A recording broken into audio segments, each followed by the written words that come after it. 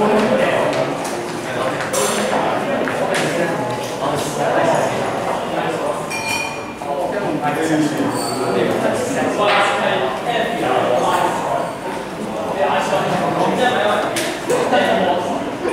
great. I'm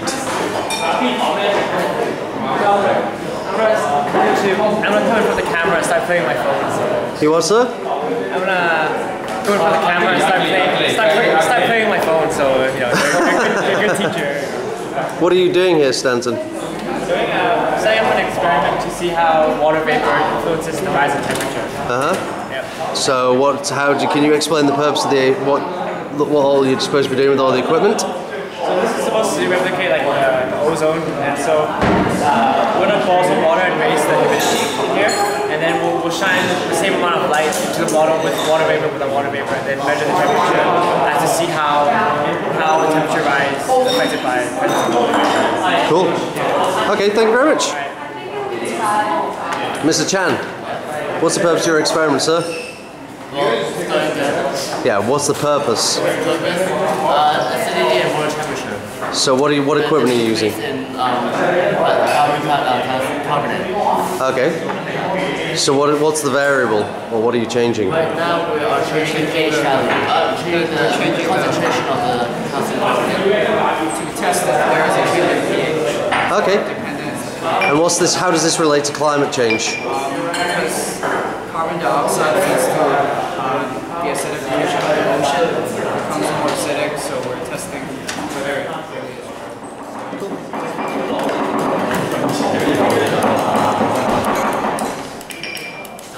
What are you doing with the leaves, Marcus? So the whole...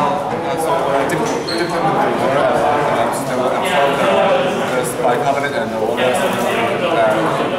to modify the insects and when the processes take place, there will be air control factor. Okay, thanks.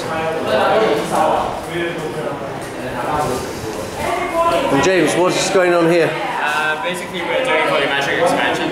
So we're heating up the beaker inside so that hopefully when temperature rises, it will expand, and the space volume will be the water left in the beaker. And the relation to climate change on this would be? Sea level rising because of increase in temperature. I've got me squeaking now. That's really quite cool. And I'm just going to go across here. Smile. That's cool. There's no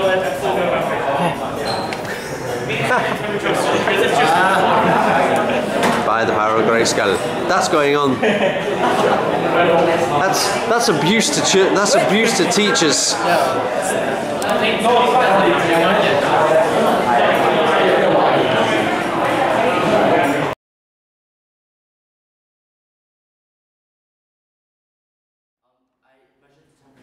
Every 30 seconds, and as a result, nothing happened because I made a very big assumption that the calcium carbonate is in the water, but in fact, well, the carbon dioxide, which is another form of the calcium carbonate, is a gas, so it doesn't interact with the water. It isn't mixed in the water, so basically it won't really have an effect in the temperature change. And my independent variable is the concentration of the calcium carbonate, and the dependent variable is the temperature. That's it. Questions, comments? We're trying to find how calcium carbonate will decrease the pH of water, right? But don't calcium carbonate and water form calcium hydroxide water? So it's supposed to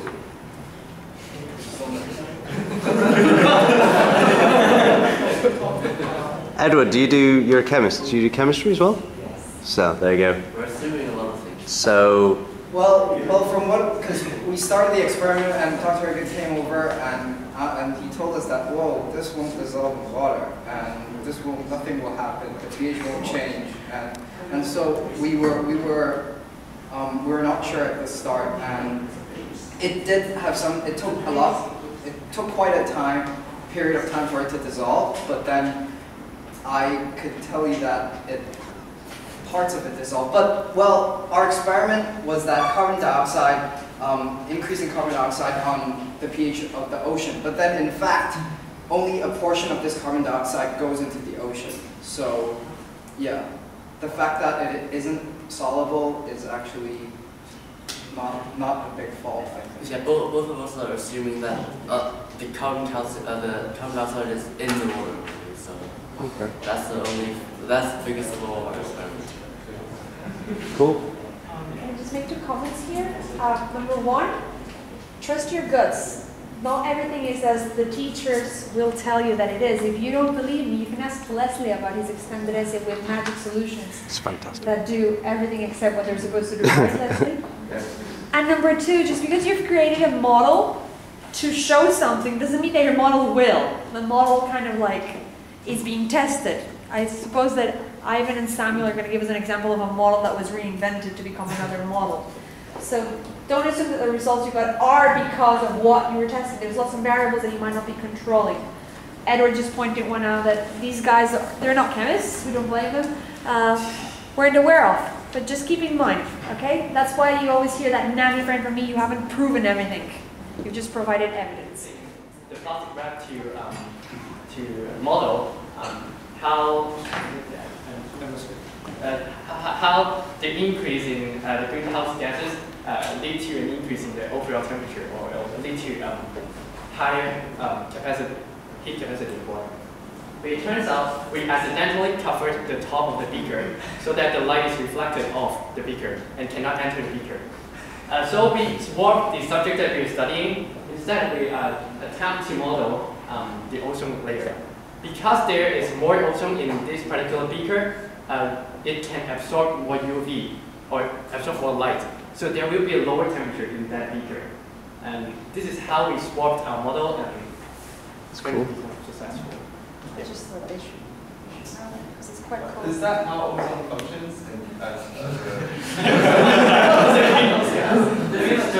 Because you were saying how the plastic wrap reflected the light, but then on the ozone model, you're talking about how it absorbs it. So it's like a reflection is kind of a model for the reflection of ozone. So you're talking about albedo? It's not. It's different to It's different to albedo? because in most cases, the heat or the UV cannot enter the beaker or enter but it's easier to be compared to albedo. Okay, You're saying okay, how okay. it reflects it. So because there are more layers and the albedo is high, so more energy or something instead of. Okay, we don't do albedo in bio, that's why you might see that Ivan is looking at you with a very blank face. Samuel is also looking at the same. Okay, but you then you might want to clarify for all of us a little bit why you mean by that. Mr. Hoffman can, I don't know. Well, you're asking the question. I have no question. Yeah, I'm just thinking the model, you change to ozone layer, where you can modify your model to like remove the light source, but put a hot plate under, so the water heats up like 35, and you turn it off and measure the temperature loss because you I like with more that. That's layers. cool. And then it functions like you trap the gas coming out, so you can see a temperature decrease slower with more layers of. So you're talking about the re-radiation, as the Earth re-radiating, rather? Yeah.